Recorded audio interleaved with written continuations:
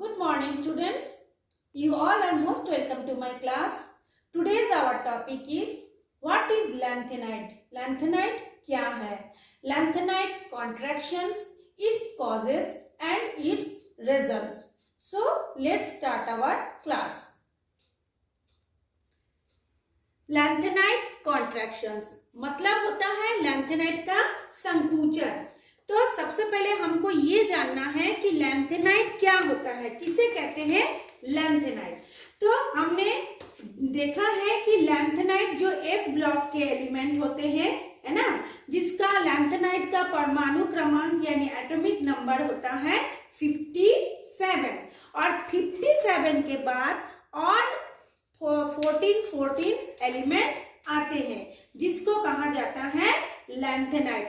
जैसे आप लोग देखिए इसमें दिखा रहा है जो 4F में जो 4F सीरीज और 5F सीरीज, F ब्लॉक के जो 4F सीरीज और 5F सीरीज जो सीरियम से लेकर ल्यूटियम तक या थोरियम से लेकर लॉरेंसियम तक के जो 14 एलिमेंट आते हैं उसी को कहा जाता है लैंथेनाइड। तो लैंथेनाइड क्यों कहते हैं? क्योंकि लैंथे नाम के बाद ये सारे तत्व आते हैं और एक्टिनियम के बाद थोरियम से लेकर लॉरेंसियम तक आते हैं, इसलिए इसको कहा जाता है लैंथेनाइड। मतलब ये सीरियम से लेकर ल्यूटियम तक लैंथेनाइड के बाद आता है, इसलिए इसे लैंथेनाइड कहा जाता है। तो चलिए अब हम लोग पढ़ेंगे, आज हमारा टॉपिक है लैंथेनाइड कॉन्ट्रैक्शंस। लैंथेनाइड का संकुचन क्या है? संकुचन का मतलब आप सब जानते हैं सिकुड़ जाना, है ना। तो लैंथेनाइड सीरीज में जैसे सीरियम से लेकर ल्यूटियम तक लैंथेनाइड सीरीज में एटॉमिक नंबर बढ़ने के साथ साथ परमाणु एवं परमाणु आयनों के आकार में कमी होती है। परमाणु किसको बोलेंगे? परमाणु आयन किसको बोलेंगे? जैसे किसी भी तत्व जो होता है परमाणु, छोटे छोटे कण परमाणु से मिलकर बना होता है और परमाणु में से जब इलेक्ट्रॉन निकल जाता है तब वो क्या होता है? परमाणु आयन बनता है, या इलेक्ट्रॉन जब वो ग्रहण करता है तब भी वो परमाणु आयन बनता है। ठीक है, तो ये जो लैंथेनाइड सीरीज है सीरियम से लेकर ल्यूटियम तक, इसका क्या होता है? एटॉमिक नंबर बढ़ता है। कैसे बढ़ता है? देखिए सीरियम में है 58, प्रोक्टिनियम में है 59, ऐसे करके एक एक करके देखिए हमने बनाया है 59, 60, 61, 62, यानी एक एक करके उसका एटॉमिक नंबर बढ़ रहा है।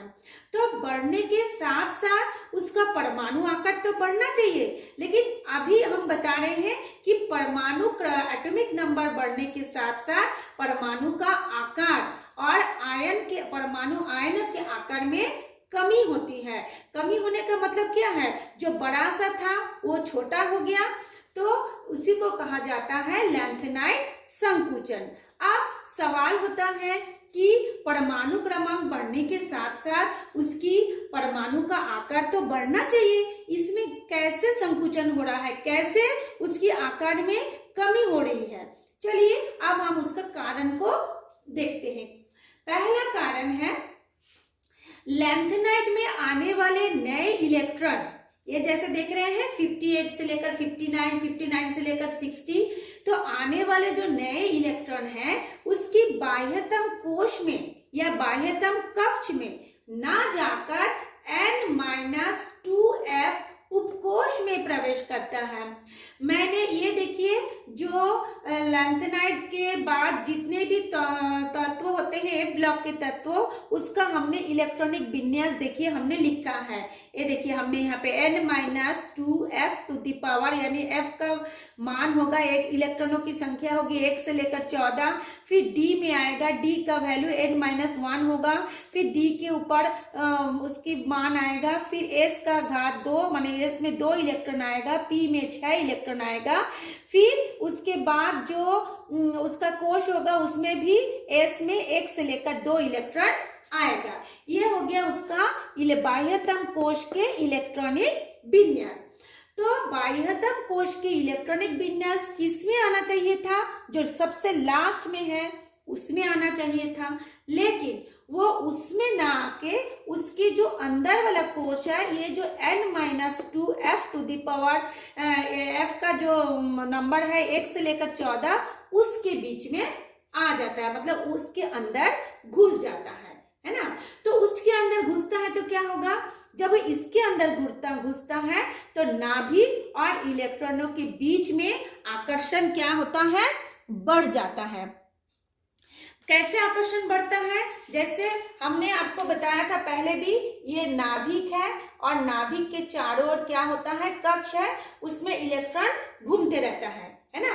तो जब इसकी संख्या बढ़ेगी, यानी ये जो पॉजिटिव आयन की संख्या जब बढ़ेगी और इलेक्ट्रॉन जो है नेगेटिव चार्ज के होते हैं, तो इन दोनों के बीच में आकर्षण अधिक हो जाता है, जिसके कारण ये क्या होता है, ये आकर्षण अधिक होने के कारण ये एक दूसरे के पास पास आ जाते हैं, जिसके कारण उसका आकार बड़ा ना होकर के सिकुड़ जाता है, छोटा हो जाता है।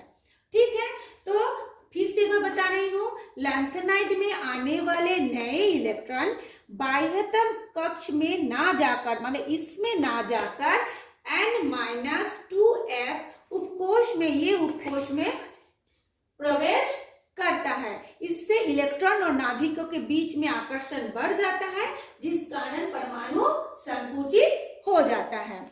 फिर देखिए, इसके बाद इसका दूसरा कारण क्या है, F कक्षक के इलेक्ट्रॉन का आउटर मोस्ट सेल के इलेक्ट्रॉन पर परिरक्षण प्रभाव कम होती है। अब ये परिरक्षण प्रभाव क्या है, परिरक्षण का मतलब होता है शील्डिंग इफेक्ट।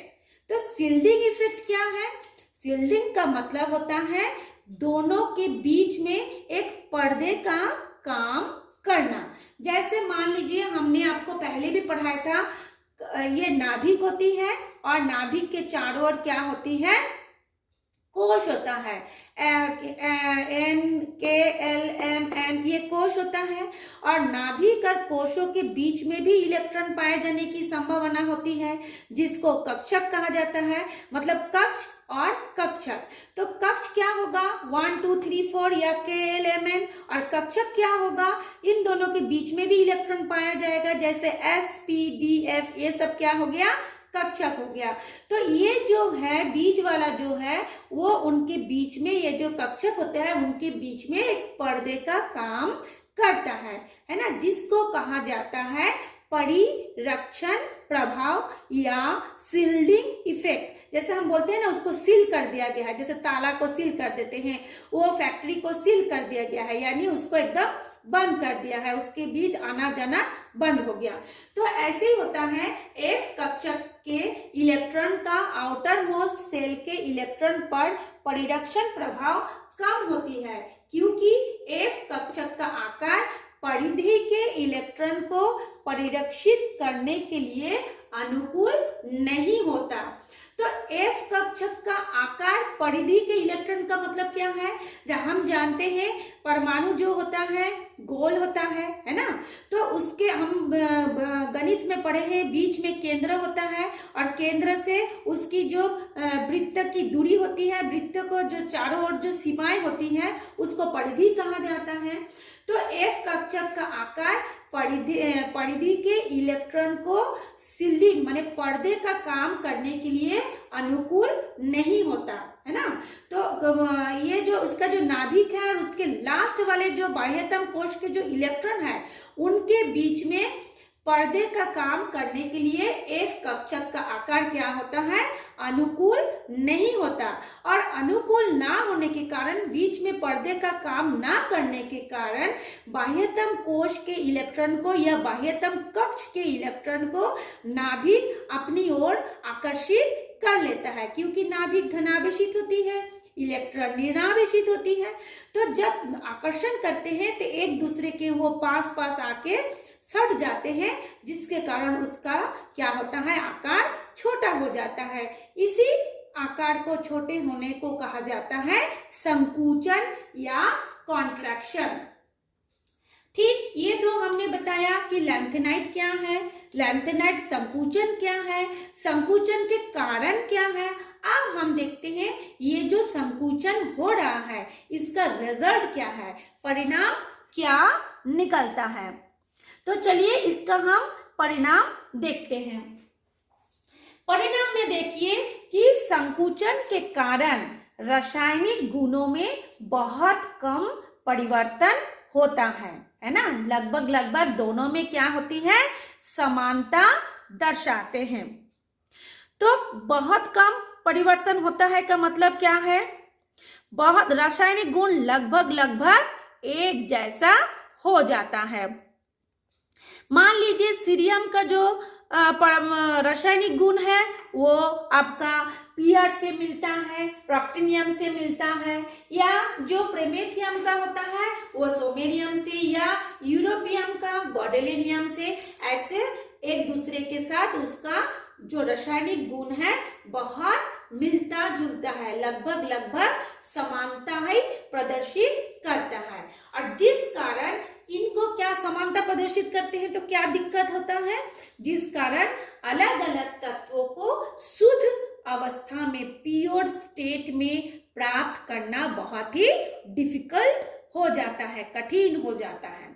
ये हो गया हमारा पहला परिणाम। दूसरा हो गया, क्या हो गया, संकुचन के कारण। दूसरा परिणाम क्या है, ये देखिए, संकुचन के कारण लैंथेनाइट के पूर्व या बाद में आने वाले तत्व। तो लैंथेनाइट के पूर्व कौन सा तत्व आता है, डी ब्लॉक के तत्व। लैंथेनाइट के बाद कौन सा तत्व आता है, ये जो हमने थोरियम से लेकर ये जो लॉरेंसियम तक देखे हैं, ये वाला फोर्थ सीरीज तो लैंथेनाइट सीरीज है। तो लैंथेनाइट के पूर्व या बाद में आने वाले तत्वों के जो ताक्षणिक गुणधर्म यानी उसका जो रासायनिक भौतिक गुणधर्म में प्रभाव पड़ता है, तो प्रभाव पड़ेगा तो क्या होगा, जैसे लैंथेनाइट के सीरीज में आने वाले जैसे टाइटेनियम है और जिरकनियम है, उनके गुणों में तो भिन्नता होती है, जबकि जिंक और हफनियम के गुणों में समानता होती है। कुल मिला के इसके यही होता है कि लैंथेनाइट संकुचन के कारण किसी भी तत्वों का रासायनिक गुणधर्म, भौतिक गुणधर्म को स्पष्ट रूप से शुद्ध नहीं बताया जा सकता, और दूसरा हो गया इसको शुद्ध अवस्था में प्राप्त नहीं किया जा सकता। कर भी सकते हैं तो बहुत कठिन होता है, मुश्किल होता है, और करने के बाद भी उसकी पूरी तरह से आइडेंटिफाई नहीं हो सकता। और इसके और क्या परिणाम होता है कि अलग अलग जो ग्रुप के एलिमेंट है सब में समानता दर्शाती है, कभी कभी एक ही ग्रुप के तत्वों में भिन्नता रासायनिक गुणधर्म दर्शाते हैं। तो इतने सारे परेशानियां हमको होती है। तो ये था हमारे लैंथेनाइट कॉन्ट्रैक्शन, उसकी कॉजेस और उसकी रिजल्ट। चलो बोलो।